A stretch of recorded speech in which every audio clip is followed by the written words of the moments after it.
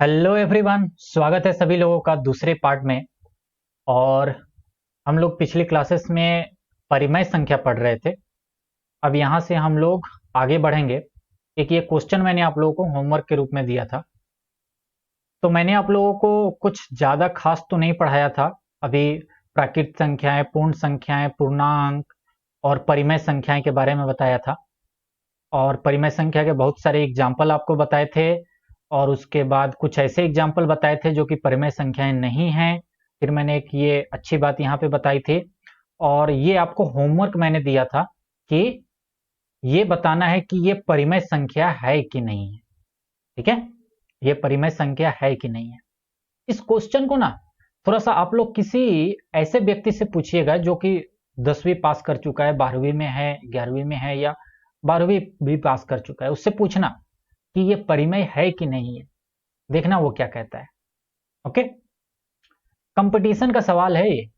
Actual में इसमें कुछ और भी लिपापोती कर दी जाती है, थोड़ा सा और कॉम्प्लिकेटेड बना दिया जाता है, लेकिन अगर ये कर लोगे तो वो भी कर लोगे। ठीक है, तो मैं एक एग्जाम्पल पे आप लोगों को समझा देता हूँ।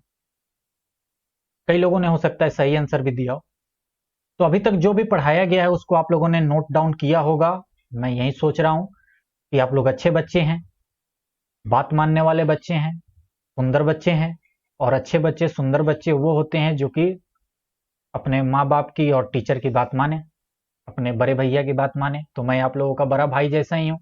तो आप लोग मेरी बात मानिएगा, सारी चीजें नोट डाउन कीजिएगा, उसके बाद सारी चीजें याद कीजिएगा, अच्छे से समझिएगा।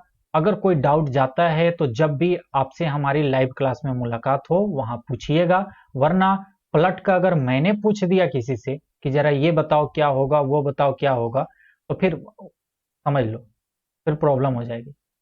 ठीक है, क्योंकि ऑनलाइन है तो पीट तो नहीं पाऊंगा तुम्हें, लेकिन तब भी ये गलत बात होगी ना कि जो चीज पढ़ाया गया, समझाया गया, लिखाया गया वो आपको याद नहीं है। तो इसीलिए रिवीजन जरूर कीजिएगा। अभी तो शुरुआत है तो अभी तो दिक्कत नहीं है, लेकिन जैसे जैसे हम लोग आगे बढ़ते जाते हैं ना, पीछे से आप लोग क्या होता है कि सारी चीजें भूलते जाते हैं बच्चे। और वही बच्चे कामयाब होते हैं जो पीछे की चीजों को बार बार रिवाइज करते रहते हैं। ओके, टाइम टू टाइम मैं भी बताऊंगा, लेकिन आप लोग अपनी तरफ से भी पूरी ईमानदारी रखिएगा। ओके, चलिए इस सवाल को करते हैं। देखिए, कभी भी कहा जाए कि बताओ ये नंबर क्या है, उसके नंबर के बारे में क्या है, तो सबसे पहले तो ये देख लो कि क्या ये नंबर अपने सबसे सरल रूप में है कि नहीं, सबसे सिंपल रूप में है कि नहीं। तो हम देख रहे हैं √18/√2, ये तो सिंपल रूप में है ही नहीं, इसमें हो सकता है कुछ कटकुट हो। तो वैसे वर्गमूल में तो मैं ये डिटेल में पढ़ाऊंगा। अगर किसी को इस सवाल को करने में अभी दिक्कत हो रही होगी तो इसके बाद वर्गमूल टॉपिक हम लोग पढ़ेंगे, वर्ग और वर्गमूल, वहां पे क्लियर हो जाएगा। लेकिन मैं आप लोगों को बता दूं, अगर कुछ बच्चे पहले से जानते हैं तो वो इस √18 को क्या 9 × 2 लिख सकते हैं अंदर। तो क्या √9 अलग हो जाएगा और √2 अलग हो जाएगा ना। और √9 का आंसर होता है 3, और ये √2 रहेगा ही रहेगा। समझ में आई बात। तो यानी कि ऊपर लिखा है 3 × √2 और नीचे लिखा है √2। √2 से √2 कट हो गया, 3/1 आंसर आ गया। तो 3 क्या है, P, नीचे क्या है, Q। तो देखो P और Q दोनों पूर्णांक हैं, नीचे Q जीरो भी नहीं है और P/Q के रूप में लिखा भी। तो यानी कि ये नंबर क्या है, एक परिमेय संख्या है। बात समझ में आ गई। ये नंबर क्या है, एक परिमेय संख्या है। तो ध्यान रखिएगा इस बात का जरा, इस तरीके की चीजें आएंगी बहुत बार। ओके, हम लोग आगे बढ़ते हैं। ठीक है, आई होप कि आप लोगों को पीछे की चीजें अच्छे से समझ में आई हो। ना समझ में आई हो, डाउट क्लास जब भी होगी खुलकर पूछो, जो दिल में आए वो पूछो, जितनी बार मन हो उतनी बार पूछो। जो बच्चे हमारे साथ जुड़े हैं उनको मालूम है कि डाउट क्लासेस कब होती हैं, कैसे होती हैं, किस तरीके से पढ़ाया जाता है। लाइव क्लास जब होगी जितनी बार पूछना है पूछो, कोई दिक्कत नहीं। मेन मकसद है आपको सीख लेना है, सारी चीजों को अच्छे से सीख लेना है। तो परिमेय संख्या के बाद हम लोग अब बात करेंगे अपरिमेय संख्या की। अपरिमेय संख्या, इंग्लिश में अगर बोलें तो परिमेय संख्या होता है रेशनल नंबर, और इसको बोलते हैं इररेशनल नंबर। इररेशनल नंबर, ठीक। चलिए आगे चलते हैं, इसके बारे में पढ़ते हैं क्या होता है। तो परिमेय संख्या होती थी जिसको कि हम लोग P बटा Q के रूप में लिख सकते हैं, जहां पे P और Q पूर्णांक है और नीचे वाला Q जीरो नहीं होता है। यही तीन कंडीशन थी। उसके अलावा जितनी भी संख्याएं होती हैं वो सारी अपरिमेय होती हैं। यानी हम एक लाइन में ये बात कह सकते हैं कि ऐसी संख्या मतलब कि वास्तविक संख्या, ऐसी वास्तविक संख्या, क्योंकि ये सारे वास्तविक के ही तो पार्ट हैं, तो ऐसी संख्या जिसे P बटा Q के रूप में नहीं लिखा जा सकता, P बटा Q के रूप में नहीं लिखा जा सकता, ठीक है, उसे अपरिमेय संख्या कहते हैं। बस सिंपल सी बात, उसे अपरिमेय संख्या कहते हैं। सिंपल सी बात समझ लो यार कि जो परिमेय संख्या नहीं है वो अपरिमेय है। जैसे जैसे जैसे मैंने पीछे भी बताया था, जैसे √2 बटा 3 लिखा हो, या सिर्फ √2 लिखा हो, या √3 लिखा हो। √4 नहीं, क्योंकि √4 2 हो जाता है, √4 क्या हो जाता है, 2 हो जाता है, तो ये नहीं। फिर उसके बाद √5 लिखा हो, ठीक है, या 1 बटे √5 लिखा हो, तो ये आप देख रहे हो P बटा Q के रूप में इसको हम लोग नहीं लिख सकते, क्योंकि √5 जो है, √5 की वैल्यू हमें मालूम नहीं होती है। अब आप कहोगे कि नहीं, √2 की वैल्यू तो हमें मालूम होती है 1.414 के आसपास, वो एक्चुअल वैल्यू नहीं होती। अभी मैं आगे इस पे बात करूंगा। √2 की 1.414 कहा जाता है, लेकिन होता नहीं है वो, ठीक है, वो शॉर्ट होता है। हम लोग ऐसा मान लेते हैं कि हाँ इतना होता होगा, लेकिन वास्तव में उतना होता नहीं है।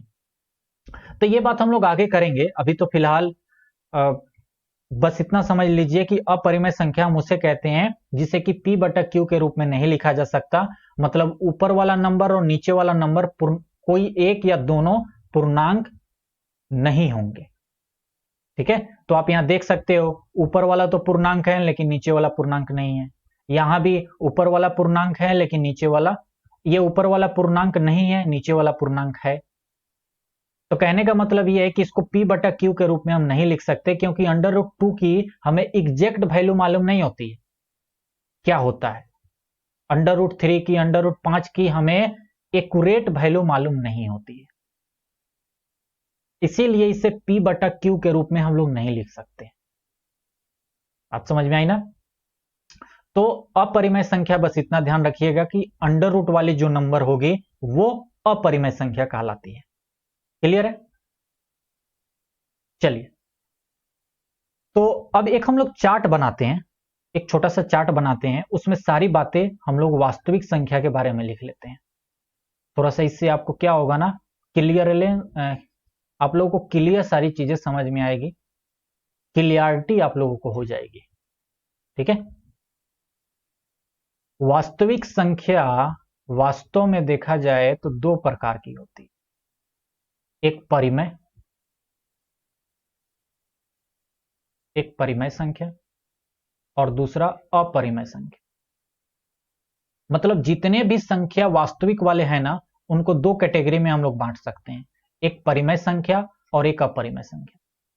अच्छा, एक बात और बच्चों के दिमाग में आती थी कि भैया आपने एक पीछे एग्जाम्पल कराया था कि 5/0 परिमेय संख्या नहीं है। हाँ, 5/0 परिमेय संख्या नहीं है, तो क्या 5/0 अपरिमेय संख्या है? नहीं। ये पहली बात तो ये कि ये संख्या ही नहीं है। मैथ्स में ये ब्लंडर होता है कि आप किसी नंबर के नीचे जीरो लिखो, मतलब डिवाइडेड बाई जीरो, भागा नीचे जीरो आप लिख ही नहीं सकते हो। तो 5/0 ना तो परिमेय है ना अपरिमेय है, ये नंबर ही नहीं है यार, तो इसको तो गेम से बाहर फेंक दो। कोई भी ऊपर कुछ भी लिखा हो और नीचे 0, ये नंबर ही नहीं है। ठीक है, ये ना तो कोई नंबर नहीं है, ये मैथ्स में इसकी बात ही नहीं होती। समझ लो कि ये आउट ऑफ द मैथ्स है। मैथ्स में इसको ब्लंडर कहा जाता है। बात समझ में आई ना? ठीक है, कई बार बच्चे सब पूछ लेते हैं, तो इसीलिए मैंने बता दिया कि नीचे अगर 0 हो तो ना तो वो परिमेय है, ना ही वो अपरिमेय है। तो अपरिमेय संख्या कौन कौन सी थी? जैसे कि √2, दूसरा पेन ले लेते हैं, जैसे कि √2, √7, √2/3, ठीक है, या 3/√5, इस तरीके के नंबर क्या है? अपरिमेय संख्या है। और परिमेय संख्या क्या है? तो परिमेय संख्या बहुत सारी हैं, जैसे नेचुरल नंबर, जितने भी प्राकृत संख्याएं हैं वो भी परिमेय है। ठीक है, जितनी भी पूर्ण संख्याएं हैं वो भी परिमेय है। पूर्ण संख्याएं 0 से जो शुरू होती है यार, ठीक है, और प्राकृत संख्याएं 1 से शुरू होती है। ओके, जितने भी पूर्णांक हैं, जितने भी पूर्णांक हैं, ये सारी भी परिमेय संख्या है। कौन? वो 0 से लेके 1, 2, 3 इधर, और उसके बाद -1, -2, -3 इधर। और जितने भी भिन्न वाले संख्याएं, भिन्न भिन्न मतलब बटा, जैसे 3/4, 7/10, ठीक है, या दशमलव में लिखा हो 3/5, तो इसको दशमलव हटाएंगे तो नीचे 10 बैठ जाएगा। ठीक है, तो इस तरीके के जितने भी नंबर हैं ये सारी परिमेय संख्या होती है। तो परिमेय संख्या 4 तरीके की हैं: प्राकृत, पूर्ण, पूर्णांक, भिन्न, ये सब परिमेय संख्या होती हैं। और अपरिमेय संख्या ये होती है। तो मुझे लगता है संख्या के बारे में आपको समझ आ गई होगी कि संख्या कितनी तरह की होती है और क्या क्या होती है। इसके ऊपर जो सवाल आते हैं आप लोग आराम से कर लोगे। मुझे लगता है कि ये बातें समझ में सबको आ गई होगी। क्लियर? चलिए, कुछ एक और अलग तरीके की संख्याएं हम लोग पढ़ते हैं और यूज किए जाते हैं, सभी लोग ये बात जानते हैं, जैसे कि सम संख्या। जब रिवीजन हो ही रहा है तो अच्छे से रिवीजन किया जाए, कुछ भी छोड़ा ना जाए। ठीक है, सम संख्या यानी कि इवन नंबर, सभी लोग जानते हो। यहां पे फटाक से लिख लो, वे संख्याएं जो 2 से विभाजित होती हैं उन्हें सम संख्या कहते हैं। सभी लोग लिख लो फटाक से, वे संख्याएं, अगर मैं कुछ बोलता हूं तो वो लिख डालो, मुझे लिखने की जरूरत नहीं, इतनी छोटी छोटी बातें। वे संख्याएं जो 2 से विभाजित हो जाती हैं, विभाजित हो जाती हैं, उसे सम संख्या कहते हैं।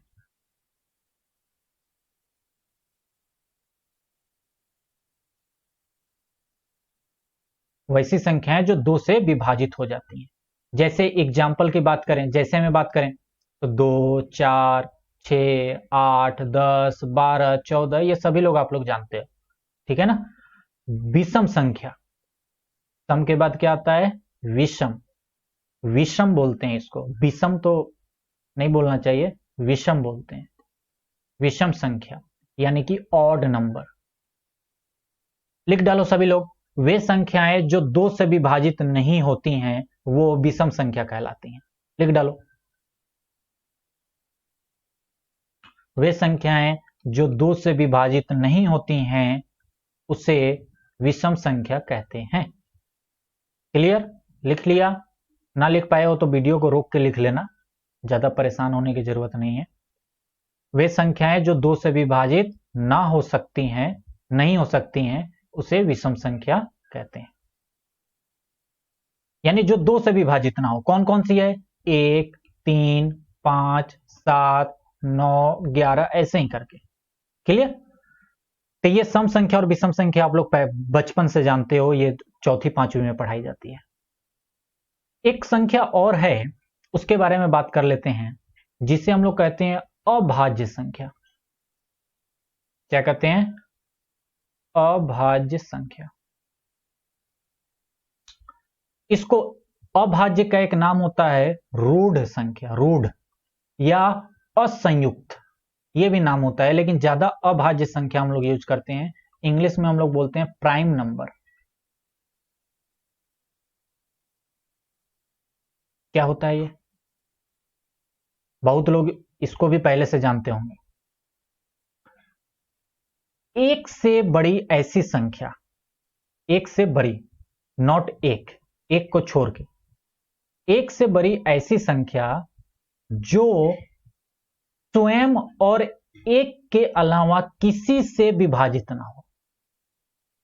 मतलब ऐसी संख्या जिसमें एक से भाग लग पाए या खुद से भाग लग पाए। देखो, दुनिया के जितनी भी नंबर होती है उसमें एक से भाग लगा दोगे और खुद से भी भाग लगा दोगे। जैसे कि हम एक एग्जांपल लेते हैं 37, तो 37 को एक से भाग लगाओगे, एक तिया 3, कट्टम 7 से, एक सत्ते 7, खत्म। या 37 को तुम 37 से भाग लगाओगे तो एक मर्तबे 37, खत्म।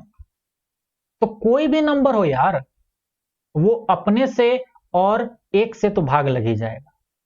तो ऐसी संख्या जो सिर्फ अपने से भाग लगे या एक से भाग लगे, इसके अलावा किसी और संख्या से भाग लगे ही नहीं उसमें, उसको कहते हैं अभाज्य संख्या। क्या बात समझ में आ गई? तो ये बात लिख डालो, लिख डालो। एक 1 से बड़ी वैसी संख्या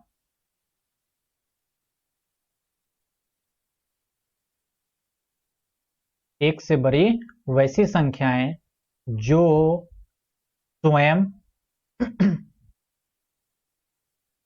जो स्वयं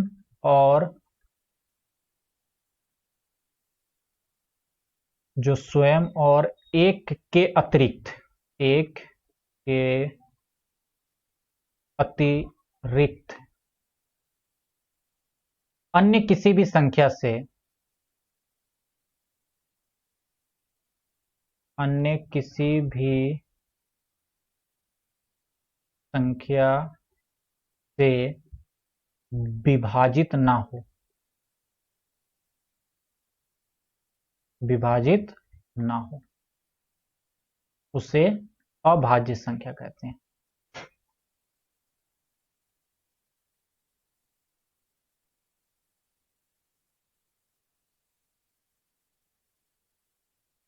क्लियर है सभी लोगों को? समझ में आ रही होगी बात? एक से बड़ी वैसी संख्या जो स्वयं और एक के अतिरिक्त अन्य किसी भी संख्या से विभाजित ना हो। तो जैसे 2, सबसे छोटी अभाज्य संख्या हो गई 2। क्यों? क्योंकि दो में या तो एक से भाग लग पाएगा या इस 2 में खुद यानी कि 2 से भाग लग पाएगा। इसीलिए सबसे छोटी अभाज्य संख्या 2 होती है। कई बार ये एग्जाम में पूछा गया है कि सबसे छोटी अभाज्य संख्या बताओ क्या होता है, तो वो 2 होती है। उसके बाद 3, क्या 4 भी होगी? नहीं, क्योंकि 4 में 2 से भाग लग जाता है, तो 4 नहीं होगी। 5, 6 होगी? नहीं, 6 में 2 से लग जाता है, 3 से लग जाता है, ठीक है ना, तो 6 भी नहीं होगी, 7 हो जाएगी। 8 नहीं, 9 नहीं, क्योंकि 8 में 2 से लग जाएगा, 4 से लग जाएगा, 9 में 3 से लग जाएगा। 10 नहीं, 11, हाँ 11। फिर उसके बाद 13, फिर 13 के बाद आता है आपका 14, 15 नहीं, 16, 17, हाँ 17, फिर 18, फिर 19, हाँ 19। तो इस तरीके से आप नंबर लिख सकते हैं। तो ऐसी संख्याएं ये सब हैं जो कि सिर्फ और सिर्फ खुद से इनमें भाग लग पाता है या एक से भाग लग पाता है, इसके अलावा और किसी संख्या से भाग नहीं लग पाता है। अभाज्य संख्या इनको हम लोग बोलते हैं। तो भाज्य संख्या क्या होगी? भाज्य संख्या क्या होगी? अरे भाई साहब, जो उसका उल्टा कर लो कि जो एक और स्वयं के अलावा कम से कम किसी एक संख्या से विभाजित जरूर हो, उसको हम लोग कहते हैं भाज्य संख्या। और इसका इंग्लिश होता है कंपाउंड नंबर। क्या नंबर होता है? नाम होता है इसका कंपाउंड नंबर, और हिंदी में बोलते हैं भाज्य, इंग्लिश में कंपाउंड नंबर। लिखो, वे संख्याएं, देखिए आप लोगों के साथ में मैं भी इसीलिए लिखता हूं ताकि आप लोग भी साथ साथ लिखें। ऐसा ना हो कि मैं यहां से बोलता जाऊं और आप लोग कहानी सिर्फ सुनो, इसलिए मैं खुद सोचता हूं कि मैं भी ज्यादा से ज्यादा चीजें लिखूं। जो स्वयं और एक के अतिरिक्त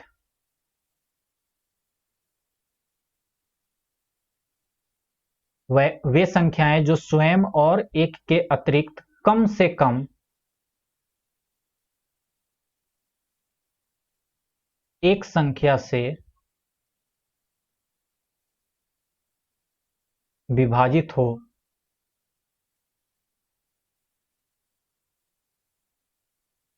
उसे भाज्य संख्या कहते हैं।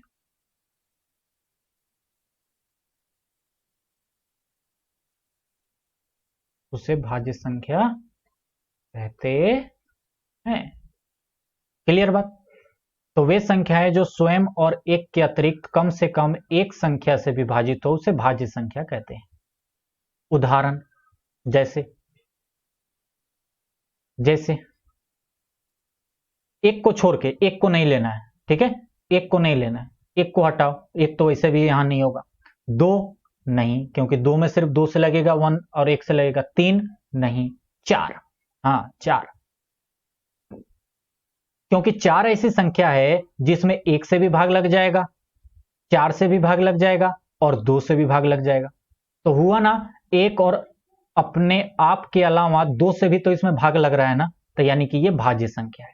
तो अगर कोई पूछे कि सबसे छोटी भाज्य संख्या बताओ कौन सी होगी, तो वो चार है। वो क्या है? चार, फोर। उसके आगे चलो, पांच नहीं, छह हो जाएगी, क्योंकि छह में दो से भी लग जाएगा, तीन से भी लग जाएगा। सात नहीं, सात तो अभाज्य हो जाती है, आठ हो जाएगी, नौ हो जाएगी, 10 हो जाएगी, 11 नहीं, 12 हो जाएगी। ऐसे करके आप लोग लिख सकते हो।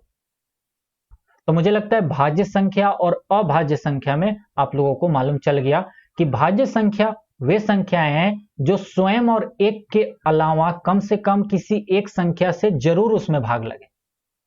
बात समझ में आई ना? और अभाज्य संख्या है जिसमें सिर्फ और सिर्फ स्वयं से भाग लगे और एक से भाग लगे, बाकी किसी से भी भाग ना लगे, उसे अभाज्य कहते हैं। अच्छा, तो एक का क्या फंडा है यार? ये एक जो है सो ना तो अभाज्य है ना भाज्य, तो है क्या ये? तो भाज्य और अभाज्य नहीं है, हालांकि ये सम भी नहीं है, एक विषम संख्या है। और हम लोग मतलब मैथ्स में इसको क्या हुआ ना कि मैथ्स के जो मैथमेटिशियन लोग थे उन्होंने कहा कि देखो, एक जो है एक विशेष संख्या है जो कि ना तो अभाज्य है ना ही भाज्य है, एक विशेष है, इसको विशेष संख्या की दर्जा दे दी गई। तो इसीलिए अगर कोई पूछे कि एक क्या है, भाज्य है कि अभाज्य है, तो कहना एक जो है वो ना तो भाज्य है ना ही अभाज्य है, ये एक विशेष संख्या है, अलग टाइप का, मस्त टाइप का। तो एक एक एक एक ऐसे लिख सकते हो, वन एक, एक विशेष संख्या है, एक विशेष संख्या है जो कि ना भाज्य है ना अभाज्य है। चाहो तो आगे ये लिख लो, जो कि ना भाज्य है ना ही अभाज्य है। ओके, तो मैं इस लेक्चर में बस इतना ही पढ़ाऊंगा, इसके आगे मैं आप लोगों को नहीं पढ़ाऊंगा। इसके आगे जो है नेक्स्ट लेक्चर में पढ़ेंगे, और नेक्स्ट लेक्चर में हम लोग विभाजिता के नियम पढ़ेंगे, क्योंकि वो जरूरी है कि एक बार आप लोग रिवाइज कर लें। और उस पर एक बहुत ही बेहतरीन बात मैं आप लोगों को बताऊंगा, क्योंकि विभाजिता के नियम कई बार मैथ्स में यूज होते हैं, ठीक है। डिविजिबिलिटी, कि कौन सी नंबर किससे भाग लगती है वो फटाक से हम लोग जान जाए, वरना भाग करने में ही काफी समय निकल जाता है। तो ये जो है वो नियम हम लोग पढ़ेंगे, और उसके बाद हम लोग फिर वर्ग एन वर्गमूल, घन घनमूल, और फिर उसके बाद घात घातांक करते हुए फिर उसके बाद थोड़े से कॉम्प्लिकेटेड टॉपिक शुरू हो जाएंगे, जिसमें कि आपको दिमाग ज्यादा चलाना होगा। अभी तो क्या है, अभी तो ये सब मस्त मौले वाले काम है, आसानी से चीजें समझ में आ रही होगी, इसमें तो कोई दिक्कत जा ही नहीं रही होगी, मस्ती से समझ में आ रही होगी, ठीक है। तो मुझे भी आप लोग कमेंट में करके बताते रहिए कि आप लोगों को पढ़ के कैसा लग रहा है, अच्छा लग रहा है या कैसा लग रहा है। अगर किसी प्रकार की आपको लगता है कि सुधार की जरूरत है तो हम लोग करेंगे। हालांकि अगर आप लोगों को ऐसा लगता हो कि धीरे काफी चीजें चल रही हैं, तो अभी धीरे इसलिए चल रही है क्योंकि अभी आप लोग हलवा खा रहे हो। धीरे धीरे जब चना चबाने की बात आएगी तो तेज किया जाएगा, और क्वेश्चंस भी थोड़े से अच्छे अच्छे लेवल के आपको दिए जाएंगे, ताकि कंपटीशन लेवल की भी तैयारी आप लोग साथ ही साथ करते जाओ। ठीक है ना? तो इसकी चिंता मत करना, पढ़ाना कैसे है वो हमें मालूम है, बस आप पढ़ते जाओ। और इस वीडियो को आप लोग अपने दोस्तों में, अपने रिश्तेदारों में, व्हाट्सएप पे, फेसबुक पे, सब जगह शेयर कीजिए, सभी लोगों को बताइए। जो सबसे पहला वीडियो है इंट्रोडक्शन, उससे पहला वाला भी, उसको सबसे ज़्यादा शेयर कीजिए। लोगों को बताइए कि अब हिंदी मीडियम की भी पढ़ाई बेहतरीन तरीके से होने लगी है, ऑनलाइन होने लगी है, अच्छे अच्छे टीचरों से होने लगी है। सभी लोगों को बताइए, सभी लोगों को बोलिए कि जल्द से जल्द जुड़ें और उसके बाद पढ़ाई शुरू करें। ठीक है? चैनल को सब्सक्राइब नहीं किया तो चैनल को जरूर सब्सक्राइब कीजिए। बात समझ गए? चैनल को सब्सक्राइब कीजिए और लाइक कीजिए, अपने दोस्तों में शेयर कीजिए। ये सारा काम आप लोग जानते हो कि क्या करना है। ठीक है? चलिए फिर हम लोग मिलते हैं नेक्स्ट क्लास में, तब तक के लिए बाय, जय हिंद।